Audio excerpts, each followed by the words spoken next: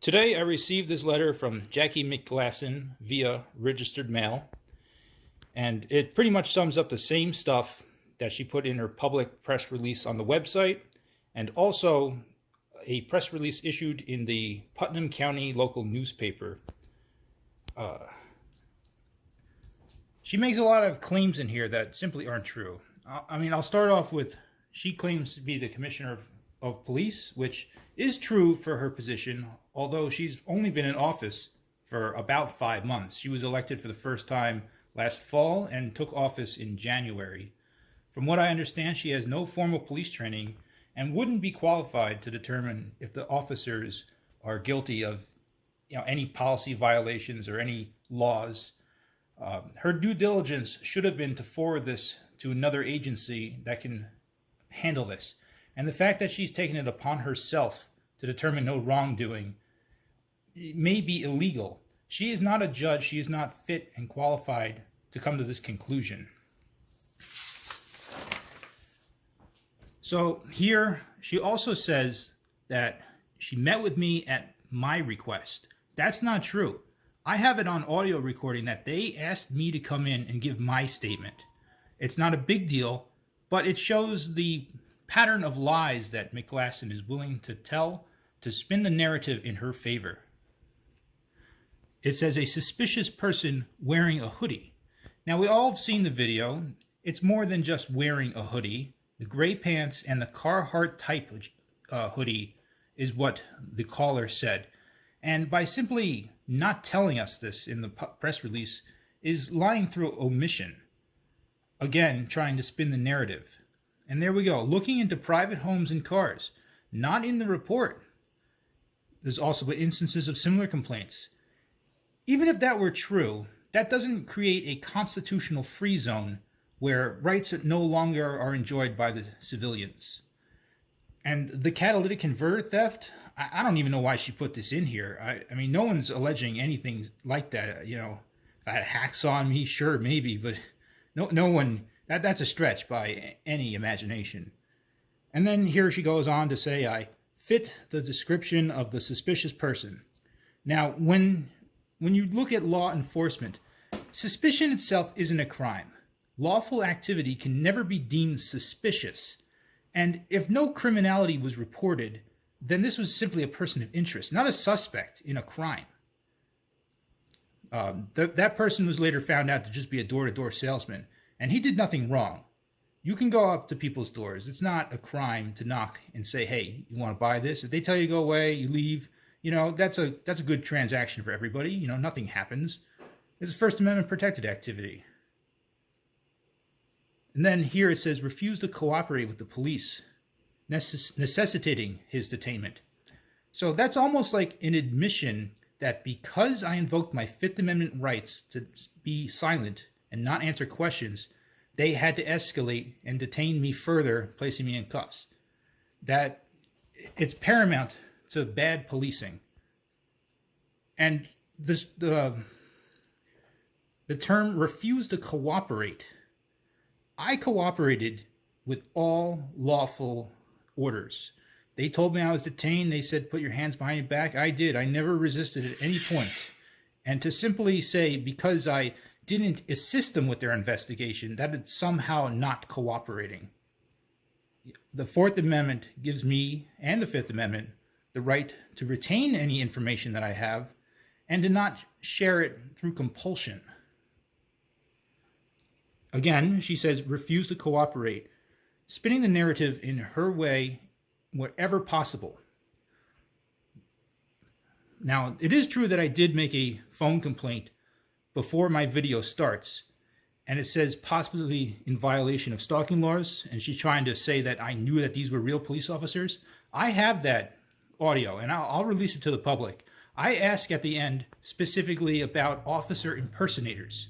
It's a very real thing, and it's actually happened to me in the past, where I was driving on the highway and someone put their red and white flashing lights and tried to pull me over. And as soon as I pulled onto the shoulder, they took off. In fact, I filed a police report with that. I never heard anything back from it. I have a feeling it's a firefighter and they're trying to protect him, but I may go back and ask for that now that it's back in my mind.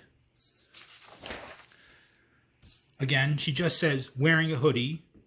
She won't put in here the full information on the report.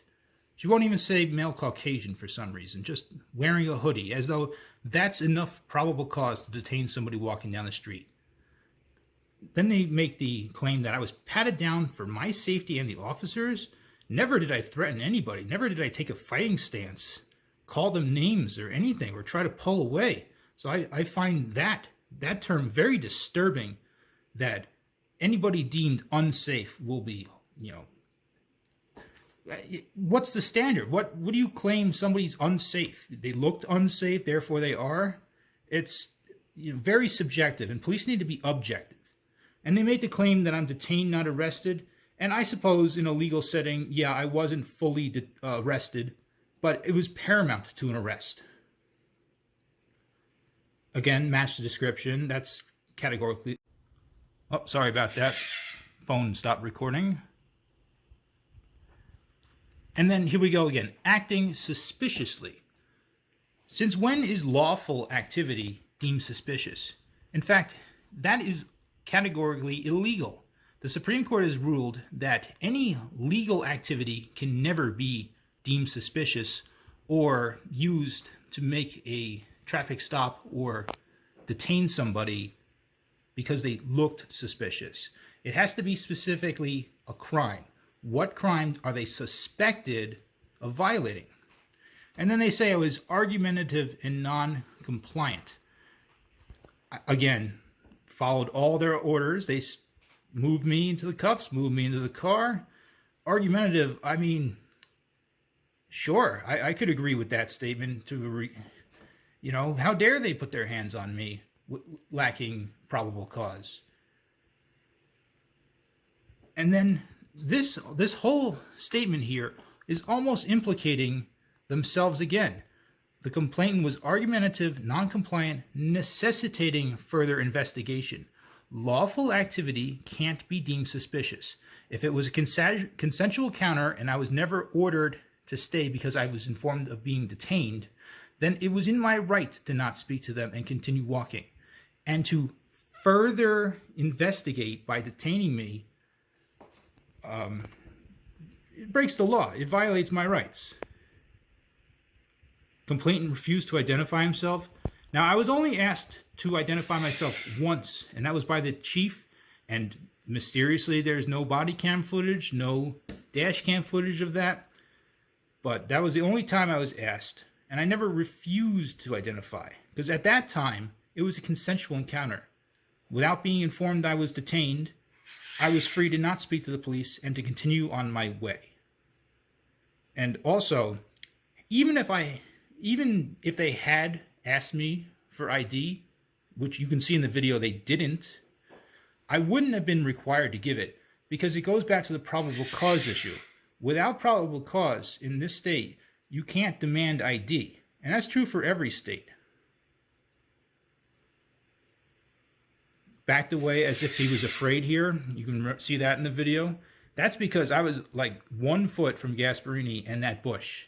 And, without my phone filming, I did feel afraid, that they'd be able to twist the narrative if I bumped into him or reached wrong, And it says, despite the reassurance that they weren't going to harm them, that happened after. So it's not, that's taken out of context. If that happened first, sure, maybe, but that's not a real argument.